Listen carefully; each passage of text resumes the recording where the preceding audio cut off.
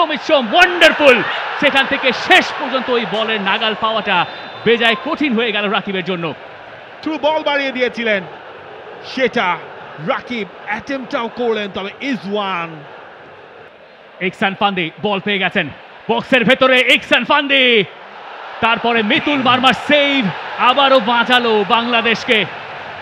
বাংলাদেশ এখান থেকেই আক্রমণে উঠতে চায়।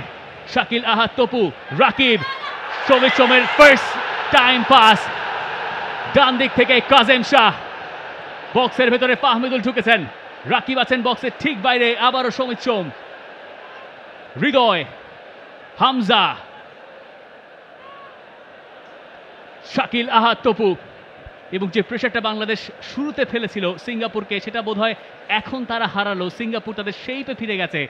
আমাদের সম্পর্কগুলো এভাবেই ভালোবাসায় ভরপুর হয়ে উঠুক ইস্পাহানি মির্জাপুর চায়ের শ্রেষ্ঠ ব্লেন্ডের অনন্য স্বাদে। বাংলাদেশ এখন তাদেরকে ব্রেক করার চেষ্টা করছে। সমিত সোম ওয়ান্ডারফুল, সেখান থেকে শেষ পর্যন্ত ওই বলের নাগাল পাওয়াটা বেজায় কঠিন হয়ে গেল রাকিবের জন্য। শেষ 1 মিনিটের হিসেবটাই দেখুন। সিঙ্গাপুর তারা গোলের খুব কাছাকাছি ছিল। মিতুল মার্মার লেফট সাইডে স্ট্রেচ করায় সেই সেভ।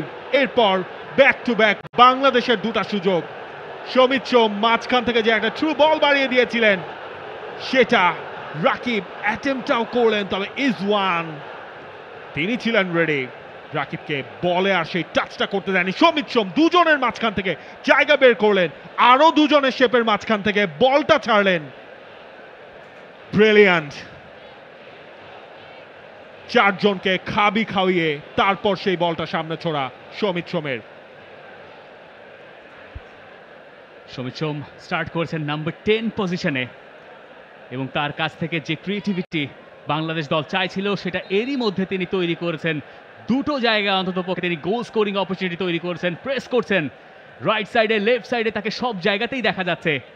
এবং সমিত সোমের এই ধরনের লাইন ব্রেকিং রানগুলো বাংলাদেশকে আক্রমণে অনেক বেশি সহায়তা করতে পারে, তবে বাংলাদেশকে খুঁজে পেতে হবে ফিনিশিং টাচটাও।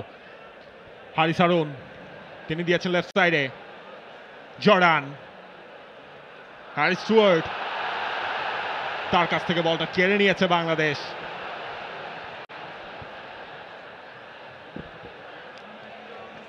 সফওয়ান বাহারুদ্দিন, হারিস হারুন,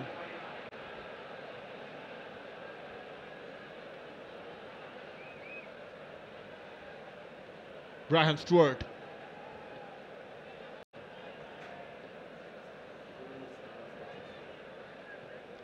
সেই হারিস হারুন মিডফিল্ডের অ্যাঙ্কারিং এর রোলটা প্লে করছেন তিনি, এবং তিনি আসলে বলগুলো ডিস্ট্রিবিউট করছেন। তাকে মার্ক করতে বাংলাদেশের জন্য ঝামেলা হয়ে যাচ্ছে, তবে বাংলাদেশ এবার ঝামেলা তৈরি করতে পারে।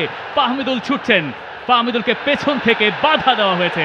বাংলাদেশ এবার একটা ভালো জায়গায় ফ্রি কিক পেয়ে যাচ্ছে।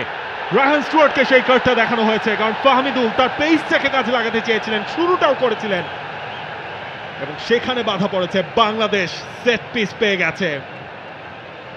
হামজা চৌধুরী তিনি বলটা হাতে নিয়ে আছেন। সেই হামজার গোলেই বাংলাদেশ পেয়েছিল ভুটানের বিপক্ষে দারুণ একটা শুরু। সেই মোমেন্টটা যখন ফাহমিদুলকে আটকানো যাচ্ছিল না, রায়হান স্টুয়ার্ট তিনি সেই ফাউলটা করলেন। ফাহমিদুল যে কাজটা খুব ভালো করছিলেন, তিনি বল নিয়ে ভেতরের দিকে ঢোকার চেষ্টা করছিলেন, এবং ডিফেন্ডার যখন দেখলেন তার মার্কার, তাকে তিনি যাকে মার্ক করছিলেন তিনি আসলে রং সাইডে চলে গেছেন, তার এরপরে তার ফাউল করা ছাড়া আর কোনো উপায় হয়তো জানা ছিল না। এখন প্রশ্ন হচ্ছে এই ফ্রি কিকটা নেবেন কে? হামজা চৌধুরী বলের সামনে দাঁড়িয়েছেন, সমিত সোমকেও আমরা দেখতে পাচ্ছি আশপাশে ঘোরাফেরা করছেন। For more updates, subscribe to our YouTube channel and click on the bell icon.